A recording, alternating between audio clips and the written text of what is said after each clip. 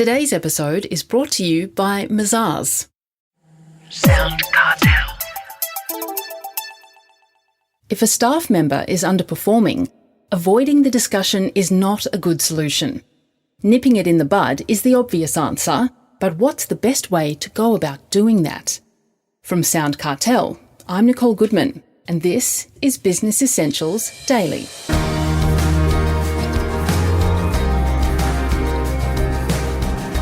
We'd like to think that all of our staff are key performers, and perhaps you're lucky, like us at SoundCartel, that they are. But for most businesses, there are those few who, for whatever reason, struggle to accomplish what's asked of them. How do you manage those underperformers? Well, HR consultant Karen Gately, CEO of Corporate Dojo, has 9 strategies you can adopt to help improve their conduct. First though, she tells Chris Ashmore, managing staff is time-consuming enough, but even more so for certain types of employees. Depending on the industry, there's varying degrees of supervision that we need to provide. I meet managers who also have a very hands-on job themselves, so juggling the staff supervision, staff management, particularly when people are underperforming whilst they're trying to meet their own workload demands, can be especially challenging, especially when we're customer-facing in many environments. Well, you've identified 9 ways to manage underperforming staff. Could you take us through each one, starting with assuming the role of coach? Yeah, look, I think when a leader puts on the coaching hat, what it does is draw our focus to, how do I actually enable this human being to be successful? So a successful coach obviously helps the person to understand what success looks like. We'll guide them, we'll advise them, we'll, hold them to account to ensure that the outcome is actually happening. So a lot of managers are very hands-off and will only really get involved when something's going wrong. So I think the starting point for enabling successful performance is to make sure that we're actively in the game and we are, on a day-to-day basis giving that coaching advice and guidance to people. Well, the second key is leave no room for doubt. And again, this is about, clarity. Again, if we're talking about an underperforming person, they need to have understood in the first place what success looks like, as we've said, what are those KPIs or the outcome measures that they're going to be held accountable to. And then they need to be given feedback clearly that helps them to understand where they are sitting relative to those expectations. A lot of managers will avoid the conversation, but we do need to make sure that there isn't room for someone to just not be aware.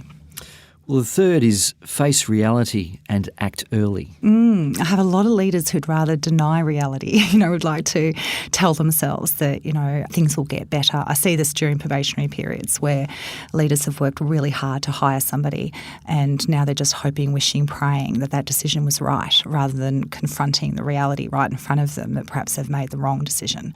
So, we need to fail fast. Clearly, we need to behave respectfully and have integrity and give people fair and reasonable opportunity. But again, if we see that things are not going the way they need to, face it. There's no point denying it, avoiding it, because the day's going to come, we're going to have to deal with it anyway. Well, the fourth is engage in honest conversations. Yeah, the fear of the honest conversation, again, is a common reason why leaders don't address things. The ability to deliver honest feedback with respect and sensitivity is one of the most important things we need to know how to do as a leader. So whatever we can do to help someone, again, to understand their reality, to inspire them to want to take steps to improve, the more chance we've got of actually helping someone to get there ultimately. The fifth is understand the problem. So often leaders will say to me, they're just not quite where I need them to be. They're giving me a compliant contribution. They're doing just enough to keep their job, but there's so much more that they could deliver. But often they're not then able to articulate exactly what that looks like. What is the gap between what is happening and what needs to be happening, or where do you think there is more potential that's not been realised or brought to the job? And then being able to break that down into specific skill sets or specific behaviours or ways of going about things that need to improve. Having a conversation with someone that just simply says you need to do a better job is actually not helpful. It tells them that they need to sit up straight and be alert, but it doesn't actually tell them what to do differently. So you need to understand the problem if you're going to coach somebody else to fix the problem. Number 6, assess engagement. The likelihood that someone's going to come out successfully through a performance improvement process is really going to come down to whether or not they are engaged with the need to improve. If someone doesn't have awareness, then they're unlikely to obviously be able to move forward. But equally, if they're not committed to that change, so we'll often help leaders to deal with performance issues where the person is absolutely in denial, pushing back, not wanting to recognise reality, and in which case they're just not going to actually come on the journey. 7 is act with strength and compassion. Yes, it's about being both, strong, clear, assertive in the way you communicate around improvement expectations. But there's never an excuse to be rude. There's never an excuse to be disrespectful. Just because somebody's underperforming doesn't give us license to lose sight of being compassionate and understanding, especially if somebody's bringing integrity, they're bringing effort, but they are struggling to actually get there. It's especially that person deserves far more than, again, as I say, being aggressive or unkind in the approach. But equally, I see leaders become the friend and want to take too much of a softly kind of approach, which again waters down the clarity that the person has about how urgent or important the situation is. So neither being too soft or too hard works. We need to balance in the middle where we are being both firm and fair. Number 8 is leverage strengths. Well, again, we can often be drawn to what's going wrong. We can focus on how somebody is underperforming. But I think it's always worthwhile to stop and check ourselves as to whether or not we're really leveraging that person's strengths. Do we know what their strengths are? Are we looking for opportunities to leverage those? It's not always possible, obviously, to realign someone's job with what they're good at. But I do see opportunities for jobs to be changed somewhat to accommodate, somebody being a star in an area outside of the job that they're already in. Well, the last key, number 9, is make tough decisions. That's right. A lot of leaders can be fearful of not only the honest conversation, but then taking some of the decisive actions that they need to take.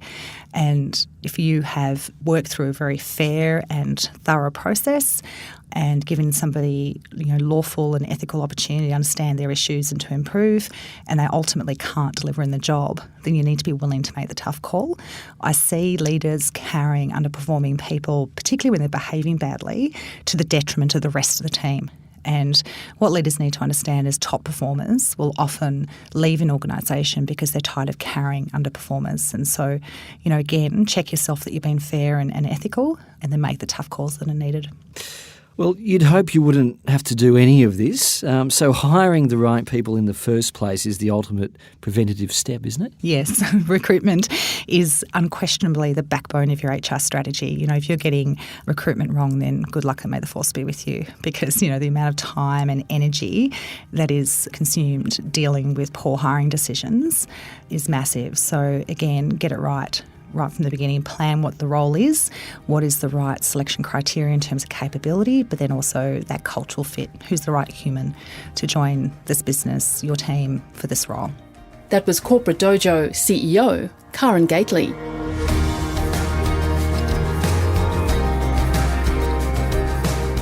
This episode of Business Essentials Daily is produced by the team at SoundCartel. Thanks for listening. I'm Nicole Goodman.